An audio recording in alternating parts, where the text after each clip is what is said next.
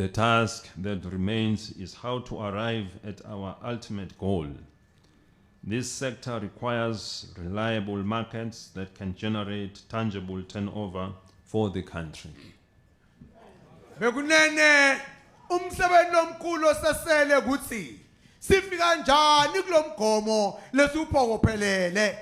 Lo hlangothi lwetekulima lidinga ukuthi luthole imakethe letisimeme lapho singathengisa khona imikhiqizo yesive kude live lithole imali lebonakalako bekunene. Government will continue with the program of subsidizing our farmers in order to enhance food security. Hulumende utawuqhubeka nenhlelo lokuhlangabeza abalimi labalimela kudondla kude kuthi live litoba nekudla lokwanele. We are concerned that while seeking to achieve our self-sufficiency goals, we are confronted with setbacks such as the foot and mouth disease, FMD. Foot and mouth disease is not new to the kingdom, and we have conquered it before.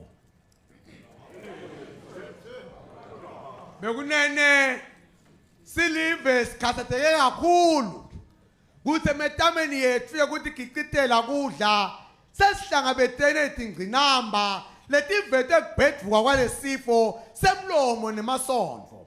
Lesifo asisicabuki silive sike salwisana naso sasinqoba. However, it has returned, which means we failed to apply the lessons of the past. This time it must serve as a lesson to create a lasting solution that will prevent a recurrence in the future. Kodwa ke sesiphindze sabhedvuka lokusho ukuthi sehlulekile kusebenzisa kahle tindlela noma tifundvo letasisita phambilini. Namuhla kufanele sithole sisombulule sikhonsako kuvimbela kuphindzeka kwaso esikhatsini lesidako. While we thought we had done enough in cordoning off the affected regions, the disease eluded our measures and spilled over into other regions, clearly indicating that our precautions were not strong enough. Sibenako kucabanga ukuthi sendelo kwanele ekuvimbeni kwanza kwalesifo kuleto tifundza letsinzekako kodwa saphunyuka saqitsekela kuletinye tifundza. Lokhu kukhombisa ukuthi letindlela lesisebenzisile kuqikelela ukuthi asanzi lesifo bekungasito letiqinile. We must intensify education and awareness efforts to ensure our people are well sensitized to take all necessary precautions to stop the spread of the disease. Silive kumele sikhulise imikhankaso yekufundzisa neqaphelisa imiphakathi kude bantu bathole lwati olwanele ekuvimbeni kwanza kwalesifo. The nation is assured that government will do all that is necessary to eliminate this disease from the country.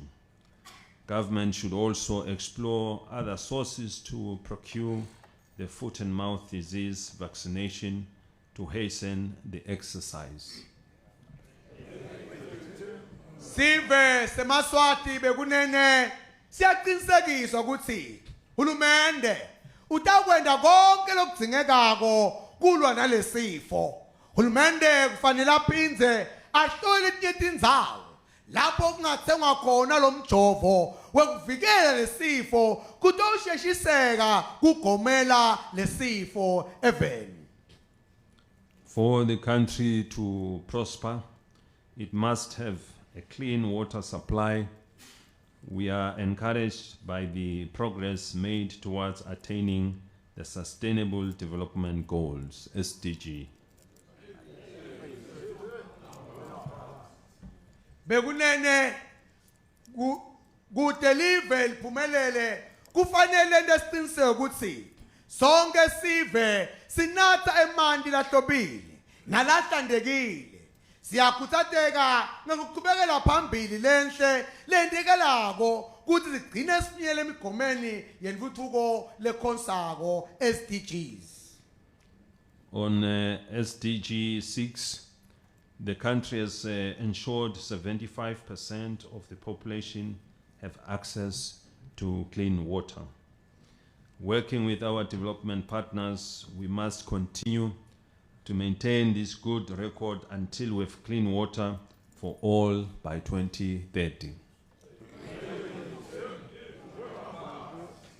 Kulomgomo wesithupha wakamhlaba wentuthuko lekhonsako livese lento esiqiniseko sokuthi eMaswati lalinganiselwa kulangemashumi lasikhombisa nesihlanu ekhulwini sekafinyelele emantini lahlobile nekusebenzisana netinini tethu kutentuthuko sitawuqhubeka sende siqiniseko sokuthi sibe nemanti lahlobile size sifike ezingeni lokuthi wonke abe nemanti lahlobile ngeminyaka wa 2030.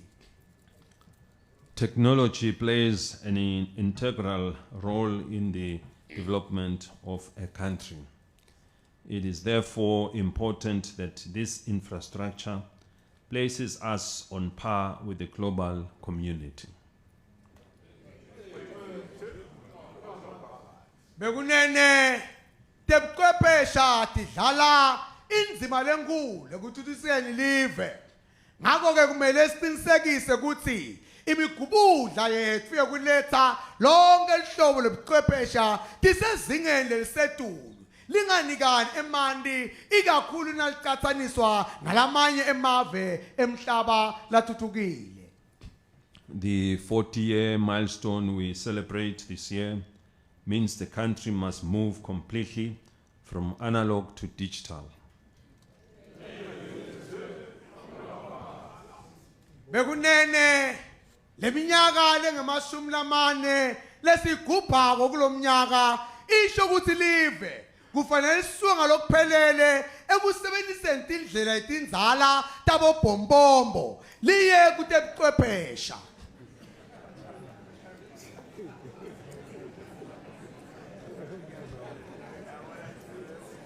This requires us to assess all our operating structures to determine if they meet the standards for transitioning to digital systems and ensure affordable and reliable data connectivity.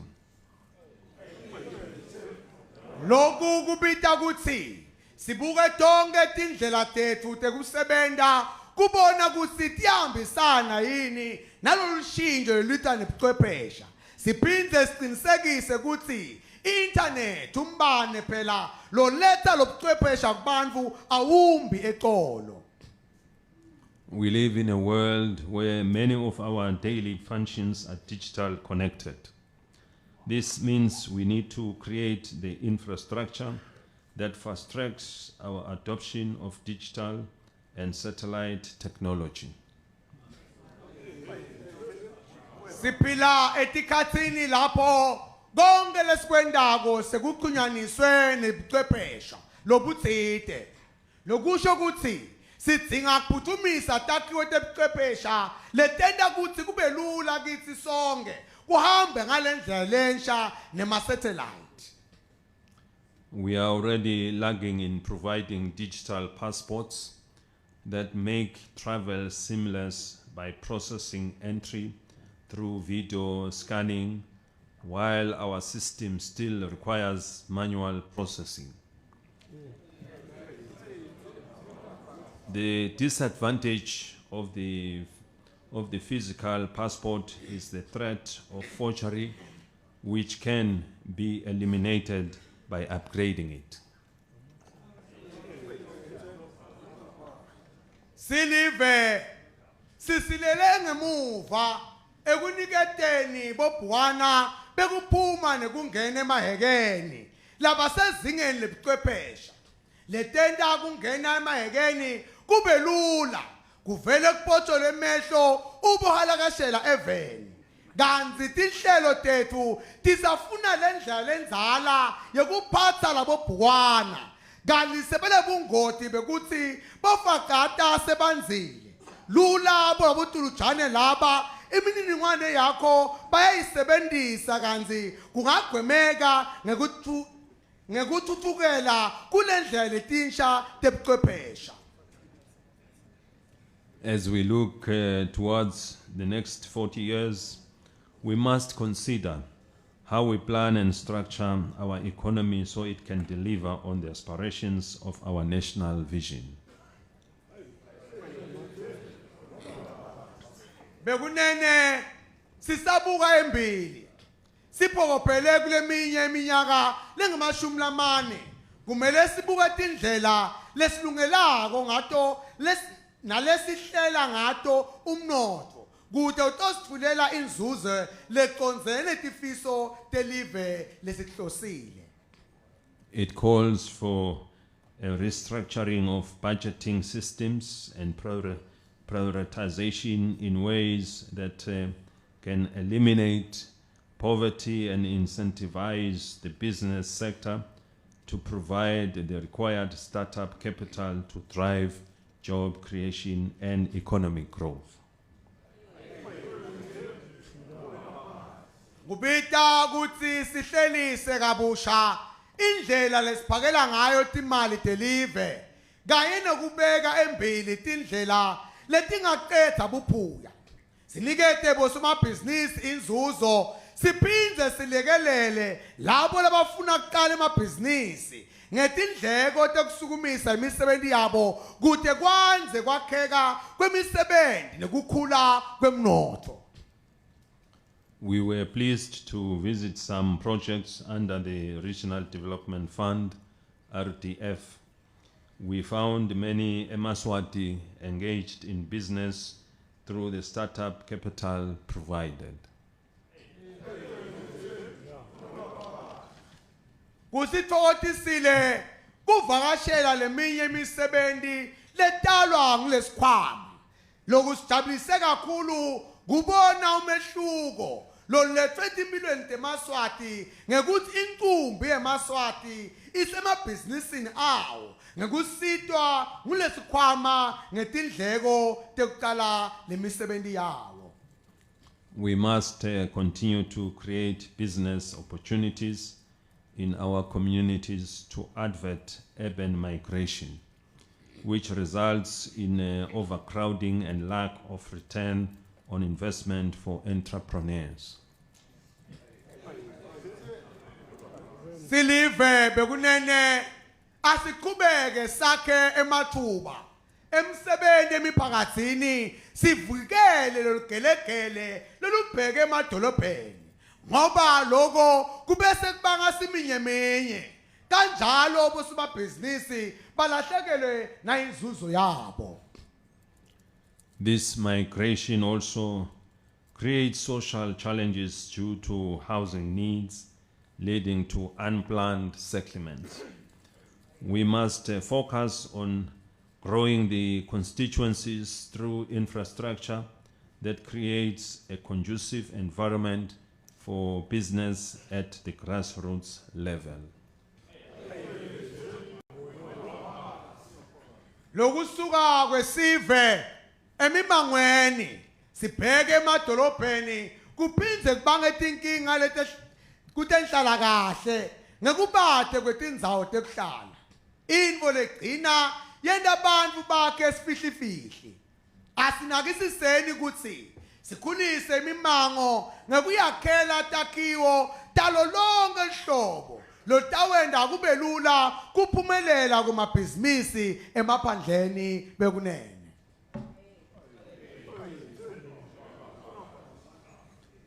We take this opportunity to urge the beneficiaries of this funding to use it in addressing the needs of the people in their home areas. Sithatha lelithuba kwekuthatha bonke labasitwe ngilesikhwama kuthi basisebenzise kugazulula tidzingo tebantfu endzaweni yakibo. The provision of decent houses for our needy people should remain an integral part of initiatives. Kwakhiwa kwetindlu letifanele naletisezingeni talabo labeswele kufanele kube semgomeni welive wetentfutfuko. Government will enhance this program so that no one is left behind. We also wish to thank the private sector for giving government a lifeline by supporting this national initiative. Hulumende utaluqinisa loluhlelo kude kubete losalela ngaphandle. Sithanda kubongana emabhizinisi latimele kubambisa hulumende kwethula loluhlelo esiveni.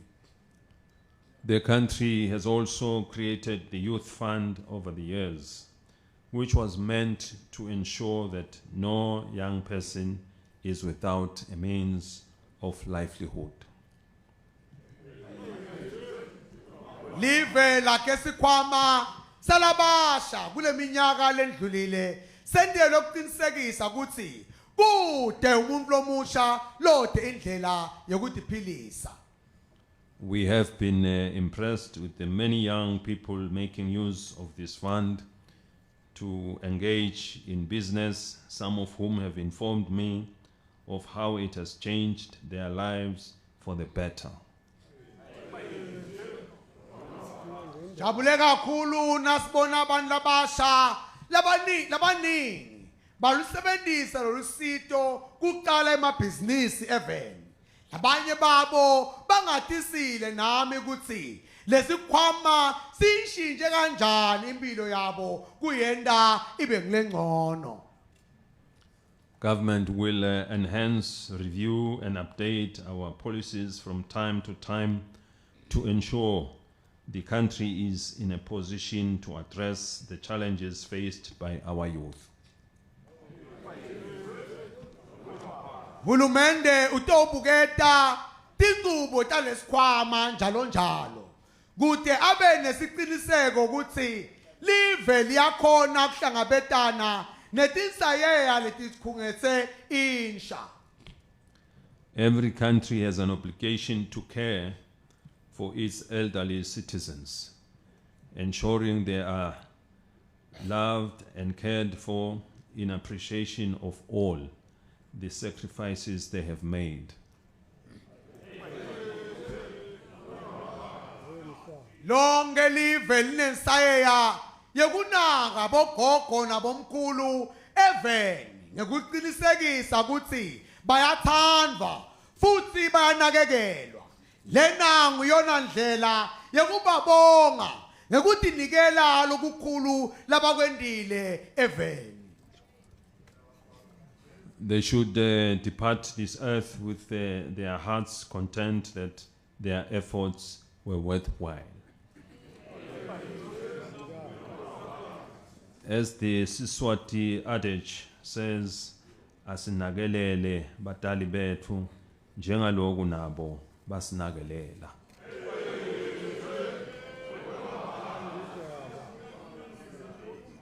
Kumele kuthi nabahamba emhlabeni tinhlitiyo tabo kube kuleti mhlophe ukuthi kudikhandla kwabo akukabi lide lelide amandla abo akaweli phansi njengoba sisho sesiswati sithi let's care for our parents just as they took care of us.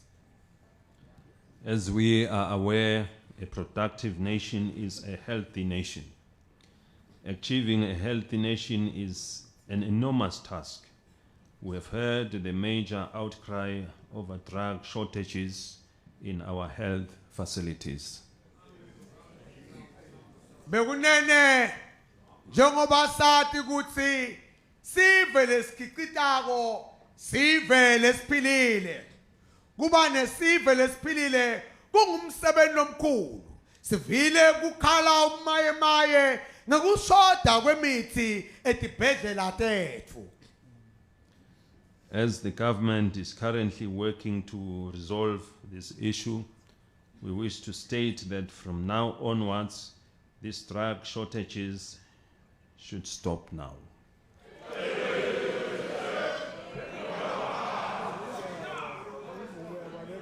Bekunene njengoba uhulumende asayisebenta lenzaba sithandza kusho ukuthi namhla kusukela namuhla lokuseleka kwamaphilisi kumele kuphele nya. We must ensure that every Leswati that seek medical treatment must find the necessary drugs when they arrive at healthy facilities needing immediate attention.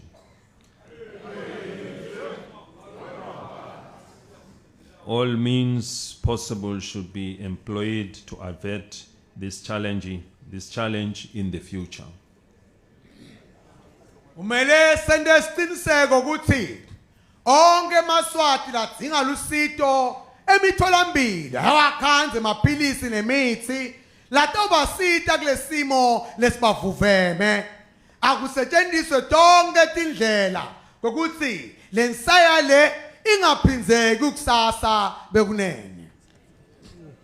This experience must provide valuable lessons on the strategies required for a sustainable drug sourcing and supply chain for our health sector. Lesimo lesi asisinika sifundo lesimqoka ngetinhlelo letifunekako kude sikhone kuletha emaphilisi ngendlela lebhekekile nekuphindze siwamikise kuyo yonke imitholampilo yethu eveni bekunene. We need effective long-term plans that span the next 40 to 50 years to ensure our future generations find our systems and structures operating efficiently and effectively.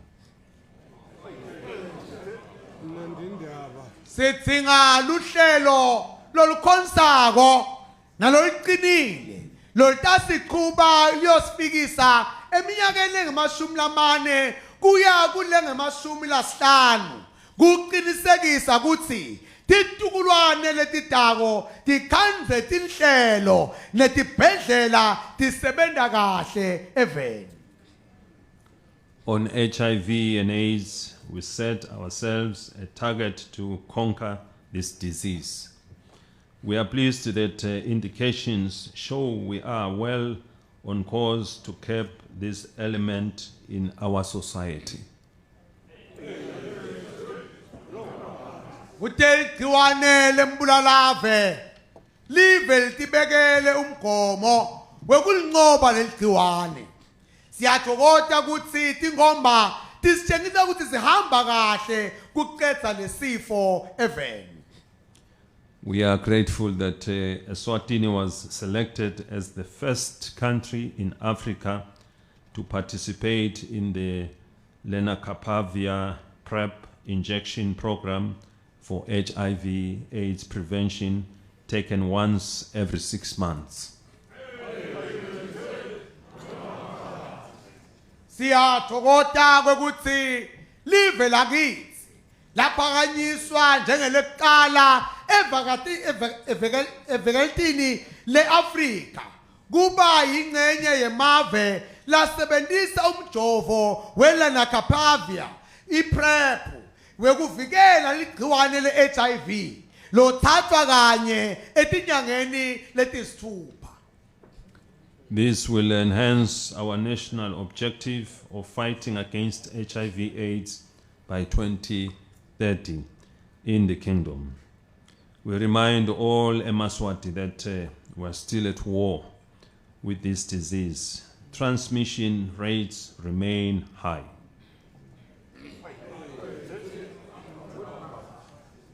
lokhu kutawelekele lalive ekufezeni umgomo wekunqoba iHIV nga-2030 sikhumbuta onke emaswati ukuthi solo sisembini wekunqoba lolubhubhane.